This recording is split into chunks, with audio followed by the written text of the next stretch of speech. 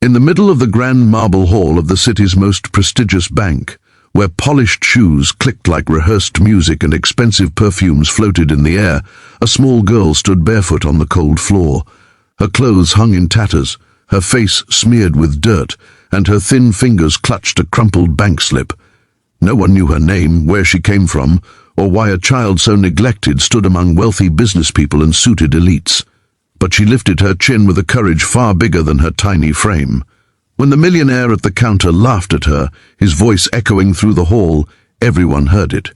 Yet she didn't flinch. She simply said in a low, trembling voice that carried across the room, "I just want to see my balance. If you believe that kindness, empathy, and second chances can change lives, please like, comment, share, and subscribe to the channel. Your support helps stories like this reach more hearts." The bank hall fell silent for a moment, some people amused, some annoyed, some pitying.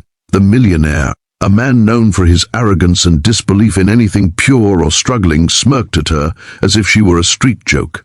His friends chuckled behind him.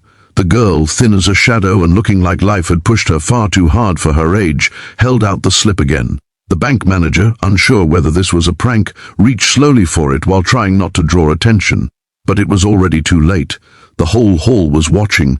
The girl's hands shook, not from fear but from exhaustion. She hadn't eaten in almost a day. Still, she stood firm, determined to understand the truth behind the slip she had kept safe, as if it were a treasure. The manager typed the number printed on it. The millionaire leaned over his shoulder, grinning in expectation of some absurd result. Maybe $1, maybe nothing. Maybe she had found the slip in a trash can. Many people expected the same. But when the screen lit up and the numbers loaded, the manager froze, blinking rapidly as if his eyes were deceiving him. The millionaire's smirk vanished slowly, replaced by disbelief. His breath caught in his throat, and then, without warning, he stumbled back a step. Because the balance on the screen wasn't small. It wasn't empty, it was millions. The room erupted into whispers. The manager looked at the girl as if she were a mystery that didn't belong to the world outside the bank's polished glass doors. The millionaire covered his mouth in shock, unable to grasp how the dirty, fragile girl standing before him could possess more money than most people in the building combined. Yet the girl herself looked confused. She didn't know what the numbers meant. She only knew she had come because a woman at the shelter told her it was important. The truth behind the money traced back to the girl's late mother, a hard-working single parent who cleaned offices at night. Before passing away from illness, she had saved every penny for her daughter, depositing them in an account no one knew existed. Her mother wanted to build a future. Her daughter would never be strong enough to reach alone. For years, after her mother died, the girl had wandered between shelters, streets, and abandoned buildings. No one looked for her. No one cared. Until she found the bank slip hidden in her mother's old bag. Now she stood in the bank, unaware that her life had just shifted dramatically. The millionaire felt something uncomfortable twisting inside him. Guilt. He remembered mocking her, laughing loudly without hesitation, treating her as if she were worthless. He suddenly hated how loud his laughter had been. Around him, people looked away, embarrassed for him but even more astonished by the truth unfolding. For the first time in a long while, the millionaire felt small, exposed, and painfully human. The girl lowered her eyes, unsure what she had done wrong, because she saw the expression on the manager's face and thought she was in trouble. But instead of anger, the manager's voice softened as he explained that she was now one of the wealthiest account holders in the entire bank. The girl didn't react the way they expected. She didn't scream, cry, or collapse. She simply whispered to herself in a tired voice, thinking about her mother. She wondered if her mother ever imagined this moment. The millionaire stepped closer, now humbled. He offered to help her. His arrogance melted into something sincere. For the first time in his life, he saw wealth in a way he had never understood, something earned with sacrifice, love, and quiet dreams, not privilege. The girl hesitated but nodded, her instinct telling her he wasn't laughing anymore.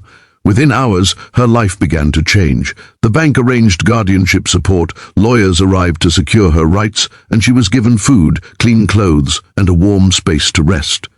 As she ate slowly, watching the world move around her, she felt something she hadn't felt in years: safety. News spread through the city. Reporters, social workers, and kind strangers wanted to know her story. But the girl didn't care about fame. She only cared about one thing, that her mother's sacrifice wasn't lost.